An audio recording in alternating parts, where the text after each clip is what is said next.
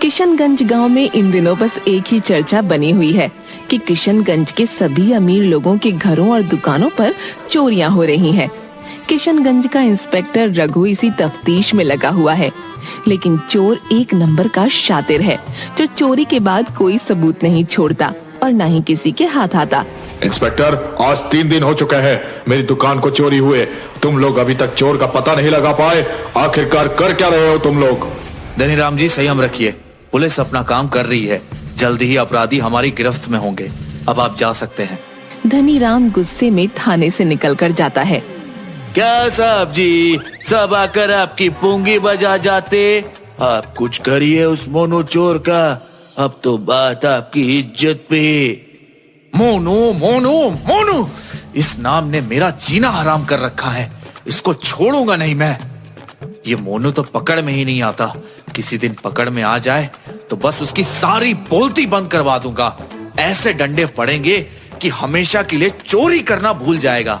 वो जानता नहीं कि कानून के हाथ कितने लंबे हैं। कितने लंबे साहब जी? मोनू छोड़ो, उसका बाल तक आपके हाथ नहीं लगा। रहने दो रघु सर। मोनू उस्ताद है, उस्ताद। उसका तोड़ आपके पास क्या किसी के पास नहीं है। चुप करो। तुम क्या जानो कि एक ईमानदार पुलिस ऑफिसर के लिए एक अपराधी को पकड़ना कितने बड़े फक्र की बात होती है। और कसम मेरी वर्दी की, जब तक मोनू को सलाखों के पीछे नहीं देखूंगा तब तक चैन की सांस नहीं लूंगा। हाँ, ठीक है साहब जी। अब जज्बातों में मत बह जाना। रघु सर, मोनू का तो पता नहीं सलाखों के पीछे जाएगा कि नहीं, लेकिन वो आपको हवालात में जरूर बंद कर देगा। अच्छा, क्या कहा तुमने? ऐसी जगह ट्रांसफर करूंगा कि याद रखोगे? अरे नहीं, मैं क्या बोलूंगा। बस इतना समझ लो साहब जी कि वो छोटा मोटा चोर नहीं कि आपके हाथ में आ जाए। हाँ हाँ, जानता हूँ, मगर उसे तो मैं पकड़ कर ही रहूंगा।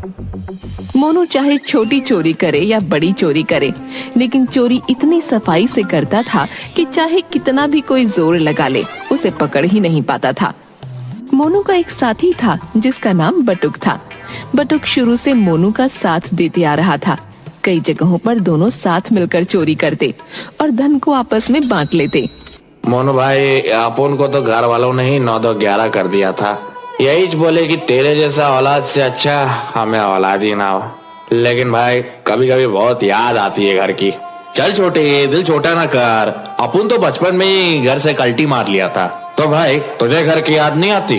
अपन को अपनी माँ का चेहरा याद है, वो भी धुंधला सा। बाकी कोई नहीं अपन की याददाश्त में।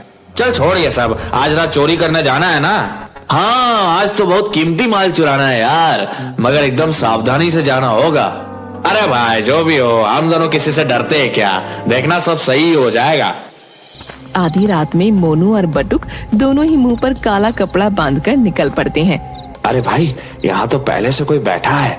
अरे तू भी क्या मूर्खों जैसी बात कर रहा है? जब लाखों रुपए का सामान पड़ा होगा गोदाम में तो रखवाली के लिए कोई तो रहेगा ही। तू मेरी बात ध्यान से सुन। ये रुमाल ले और सुंघा दे, तब तक मैं गोदाम खोलने में लग जाता हूँ। बटुक ऐसा ही करता है। गार्ड वहीं बेहोश होकर गिर जाता है। मोनू फटाफट गोदाम खोलता है और सोने से बना घोड़ा निकाल कर ले आता है। ये देख भाई, एकदम चमचमाता हुआ घोड़ा। चल पकड़ इसे, अब कल्टी मार लेते हैं, इससे पहले कोई और आ जाए। मोनू और बटुक उसे चुराकर भाग जाते हैं।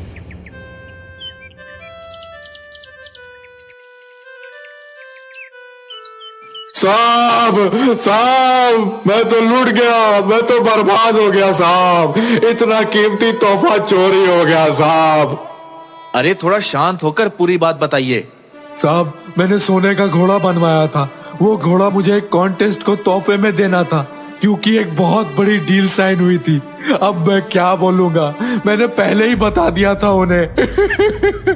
ये पता नहीं चोर को कैसे पता लग गया इसके बारे में। इसके बारे में तो मेरे घर वालों तक को भी नहीं पता था साहब। हो ना हो, ये काम उस मोनू चोर का ही है। उसे तो मैं छोड़ूंगा नहीं। अब वो मेरे हाथ से नहीं बच पाएगा। भाई, ये तो कमाली हो गया। हम तो माला माल हो गए। और क्या चाहिए? लेकिन भाई, तुझे कैसे पता था कि उस आदमी के गोदाम में सोने का घोड़ा रखा हुआ था। अपुन के कुछ गुर्गे अपुन के लिए खबरे का काम भी करते हैं, बस टाइम से उनको उनका हिस्सा मिल जाता है। ये तो बहुत छोटी सी चीज है, हम तो इससे भी बड़ी बड़ी चोरियां भी करेंगे, लेकिन अभी के लिए हमें इस घोड़े को छिपा कर रखना होगा। मौका मिलते ही हम इसे ठिकाने लगा देंगे। रघु मोनू को ढूंढने की बहुत कोशिश करता है, पर बहुत कोशिशों के बाद भी रघु को मोनू का ठिकाना नहीं मिलता। एक दिन मोनू मुंह पर कपड़ा बांधकर बाजार में निकलता है। बहुत दिन बीत गए यार, कुछ चोरी नहीं किया, चलो आज कुछ चोरी करते हैं। मोनू देखता है कि एक सेठ गले में सोने की मोटी चेन पहनकर जा रहा है। अच्छा, 900 चूहे खाकर बिल्ली हज को चली। मोटे सेठ ने पब्लिक को बहुत लूटा है, क्यों ना आज इस पर हाथ साफ किया जाए। उसे देखते ही मोनू तुरंत उसकी चेन खींचता है और भागने लगता है। अरे पकड़ो कोई उस चोर को, मेरा सोने का चेन लेकर भाग गया। अरे मैं तो बर्बाद हो गया, हाय पकड़ो उसे। रघु भी वहीं से गुजर रहा था, वो मोनू के पीछे भागने लगता है। ये तो मोनू चोरी लगता है, आज नहीं बच पाएगा। रुक जा मोनू, भागने की कोशिश मत करना। आ जा इंस्पेक्टर, आज लुका छुपी का खेल हो जाए। अपुन को पकड़ना मुश्किल है नहीं, नामुमकिन है रे। रुक जा मोनू, तू मेरे निशाने पर है, गोली मार दूंगा। अबे चल हट, हम आने दे। तभी अचानक मोनू देखता है कि एक बूढ़ा इंसान सड़क पर बेहोश पड़ा है। ये देखते ही मोनू रुक जाता है। वो उस बूढ़े आदमी के पास आता है। अरे बाबा, क्या हुआ आपको? बाबा। तभी रघु वहाँ पहुँच जाता है और उसे पकड़ लेता है। आज तो तू आ ही गया मेरे पकड़ में, अब तो तू सीधा थाने जाएगा। मुझसे पहले इन बूढ़े बाबा को हॉस्पिटल पहुंचाओ। इंस्पेक्टर, हवलदार, एम्बुलेंस को कॉल करो, इन बाबा को पास के हॉस्पिटल में पहुंचाओ, और आप तो थाने में तशरीफ ले चलो अपनी। रघु मोनू को पकड़ लेता है और उसे थाने लेकर आता है। तुझे लगता है इंस्पेक्टर तू ज्यादा देर तक मुझे यहाँ रख पाएगा? बस देखते जा अपुन क्या करता है। थाने में रघु के सिवा कोई और नहीं था। रघु मोनू को जेल में बंद करने लगा। तभी मोनू रघु की गर्दन पकड़ लेता है और रघु को जेल में बंद करके भाग जाता है। हाँ भाई इंस्पेक्टर साहब, क्या था दिमाग में कि अपुन को पकड़कर प्रमोशन मिलेगा? चलो थोड़ा सा मजा हवालात का तुम भी चख लो। मोनू भागते हुए अपने ठिकाने पर आता है। अरे मोनू, क्या हुआ भाई? इतना हाफते हाफते क्यों आ रहा है? कहीं पुलिस को ठिकाने का तो नहीं पता लग गया? अरे नहीं रे, वो चंपू इंस्पेक्टर ने पकड़ लिया था, बस उसी को पपलू बनाकर आया हूँ। उसने तुझे पकड़ लिया? मगर वो कैसे? क्या किया रे तू उसके साथ? अरे एक बूढ़ा आदमी बेहोश पड़ा मिला था, बस उन्हें देखने के लिए ही रुक गया और उसने पकड़ लिया। अरे बॉस, यही तो तेरी कमजोरी है। अच्छा छोड़ ये सब बात, बता आप कहाँ हाथ मारना है? यही इस गांव से थोड़ी दूर, बस ये समझ ले वो चोरी कर पाना थोड़ा मुश्किल होगा, मगर हम कर लेंगे तो समझ आगे का लाइफ एकदम हीरे माफिक गुजरेगा अपना। समझा ना छोटे? साला मैं तो साहब बन गया। वाह भाई, तुम तो एकदम आमिर खान के माफिक गाता है। वैसे मुश्किल क्या है चोरी में? अरे छोटे, देश के बड़े से बड़े हीरो बनाने की कंपनी है वो, वहां पर अपने हीरो के हार दिखाएंगे।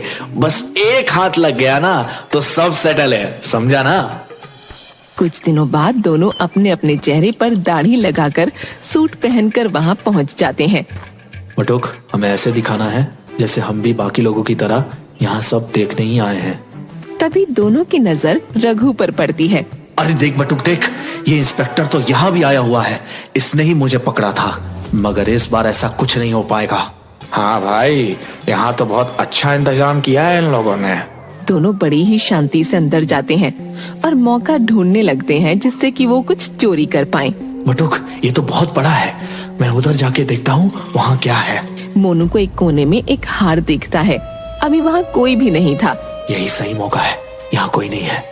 मोनू तुरंत शीशा तोड़कर अंदर से हार निकालकर छत के ऊपर से निकल जाता है। सभी मोनू को पकड़ने के लिए उसके पीछे भागने लगते हैं। मोनू बिना रुके दौड़े जा रहा था। दौड़ते दौड़ते वो बहुत दूर आ चुका था। तभी अचानक वो एक महिला से टकरा जाता है। मोनू उस महिला को देखकर हैरान रह जाता है। इनका चेहरा तो ऐसा लग रहा है जैसा चेहरा मेरी माँ का था। क्या बोला तुमने? माँ, आपको याद हूँ मैं आपका गोलू। क्या तू गोलू है? हाँ माँ, मैंने अपना नाम मोनू रख लिया है, लेकिन आपका तो गोलू ही हूँ। मोनू की माँ बहुत जोर जोर से रोने लगती है। बेटा तू कहाँ चला गया था? मैंने तुझे कितना याद किया। तू कितना बड़ा हो गया, मैं तो पहचान भी नहीं पाई। माँ, अभी मैं बहुत जल्दी में हूँ, मुझे जाना होगा। रुक जा बेटा, तुझे याद है तेरा एक जुड़वा भाई कल्लू भी था जो मामा के घर रहकर पढ़ता था? वो सिपाही बन गया है। चल तू घर चल, मैं तुझे उससे मिलवाऊंगी। ये सुनकर मोनू हैरान रह जाता है। माँ, उसे सभी किस नाम से जानते हैं? रघु नाम से। इतना सुनते ही मोनू के हाथों से वो हार छूट जाता है और इतनी ही देर में रघु वहाँ आ जाता है। आ ही गया तो पकड़ में, अब बता कहाँ बचकर जाएगा? अरे माँ, आप यहाँ क्या कर रही हो? बेटा वो सब छोड़, ये बता तू इसे पकड़ क्यों रहा है? अरे माँ, ये बहुत बड़ा चोर मोनू है, इसे तो मैं वर्षों से पकड़ना चाह रहा था। मोनू कुछ भी नहीं कहता, वो केवल अपने भाई की ओर देखे जाता है। बेटा ये तेरा जुड़वा भाई गोलू है। क्या? सच में? नहीं नहीं, एक चोर और मेरा भाई? हाँ बेटा, ये गोलू ही है। तुम लोग तो बचपन में कभी साथ ही नहीं रहे, मगर ये गोलू ही है, तेरा जुड़वा भाई। भाई तो चोर क्यों बन गया? तो घर छोड़कर भागा क्यों था? मोनू बहुत जोर जोर से रोने लगता है। आप लोगों को याद है पिताजी की तबीयत कितनी ज्यादा खराब थी? माँ ने गांव के सभी बड़े बड़े लोगों से पैसे की मदद मांगी थी, लेकिन किसी ने भी माँ की मदद नहीं की थी, जिसके बाद पिताजी की मृत्यु हो गई थी। तभी से मैंने सोच लिया था अब उन्हीं बड़े बड़े लोगों से पैसे लूटूंगा। मैंने काम तो उसी वक्त से शुरू कर दिया था, मगर माँ को यह सब पसंद नहीं था, इसलिए मैंने घर छोड़ दिया और चोरी के काम में लग गया। आज भी मैं केवल वैसे लोगों का ही पैसा लूटता हूँ। जो भी हो भाई, तूने बहुत गलत काम किया है, अब तुझे जेल में ही जाना होगा। तभी पीछे से बटुक आता है। यही नहीं मोनू भाई, पूरी बात तो बताओ अपनी माँ और भाई को। नहीं छोटे, रहने दे, कुछ मत बोल। बोलने दे भाई। पता है आज तक इसने जितनी भी चोरियां की उन सभी पैसों को ये सभी जरूरतमंद लोगों में बांट देता है। कितने गरीब बच्चे आज इसकी वजह से पढ़ाई कर पा रहे। इसकी एक ही कमजोरी है, ये किसी को ये दुख में नहीं देख सकता। तभी तो उस दिन जब इसने एक बूढ़े आदमी को बेहोश देखा तो रुक गया। इस वजह से आप इसे पकड़ पाए। माँ और भाई की आंखों में आंसू थे, मगर वो चाहकर भी कुछ नहीं कर सकते थे। ले भाई, अब तो खुशी खुशी तेरे साथ चलूंगा। ले, हथकड़ी लगा ले मेरे हाथ में, लेकिन बस एक बार गले लगा ले। इसके बाद रघु, मोनू और माँ सब गले मिलकर रोते हैं। उसके बाद रघु मोनू और बटुक दोनों को जेल में बंद कर देता है।